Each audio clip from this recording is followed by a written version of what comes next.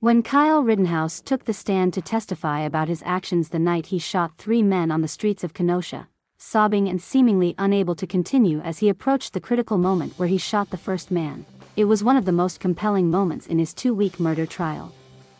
It might have been the most effective part of his 3-day defense, too, potentially swaying any jurors inclined towards sympathy for the 18-year-old who has claimed self-defense in the shootings that left 2 of the men dead. Prosecutors say it was Rittenhouse's decision to go to Kenosha, a city racked by protests that followed a white police officer's shooting of a black man, Jacob Blake, and walk the streets with a rifle that led to the violence.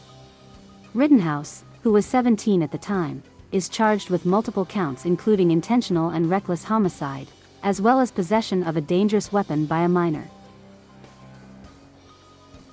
Here is a look at how the presentation went for the defense, which rested its case Thursday. The defense's most consequential decision was to put Rittenhouse on the stand to let him tell jurors what was going through his mind when he opened fire. Andrew Branca, a Colorado lawyer who wrote the book, The Law of Self-Defense Principles, said on his blog about the trial that the decision was a high-stakes bet by the defense, and one that always has risk of snatching defeat from the jaws of victory.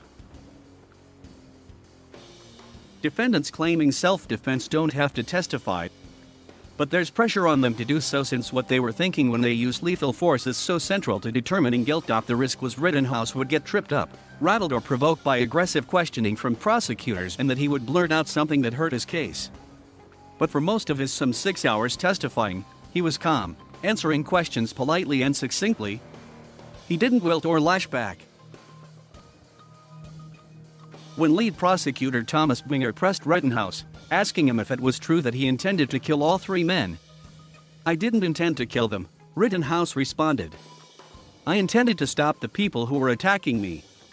His display of apparent emotion just minutes into his testimony, leading the judge to call a brief recess, may have helped his cause with jurors, some legal experts said.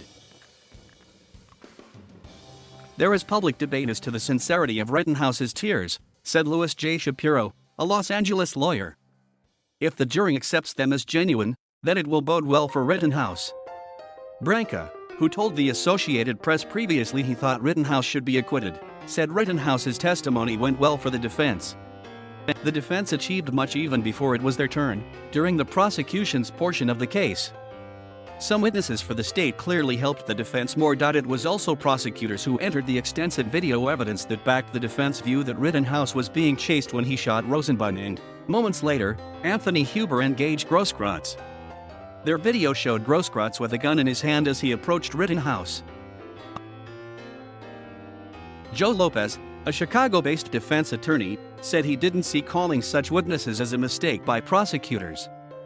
He said prosecutors often want to be the ones entering evidence that is unavoidably favorable to the defense rather than leaving it for the defense to do. Since so many key issues were broached and thrashed out in cross-examination during the state's week-long case, the defense had less to do. Besides putting Rittenhouse on the stand for much of Wednesday, the defense also called a series of witnesses in an effort to show he displayed no aggression or ill intent on the night, and helped to clean graffiti of the day and put out fires at night. With prosecutors trying to focus jurors on the totality of what Rittenhouse did, starting with his decision to come to Kenosha with a gun, the defense tried to steer them toward a much more micro view, with one defense expert zeroing in Thursday on the 2 minutes, 55 seconds from when Rosenbaum started chasing Rittenhouse. Self-defense is the debate that the defense wants the jury having in the jury room, Shapiro said. Not the question of why didn't Rittenhouse mind his own business and stay away from the protest. Thank you for watching. Please subscribe.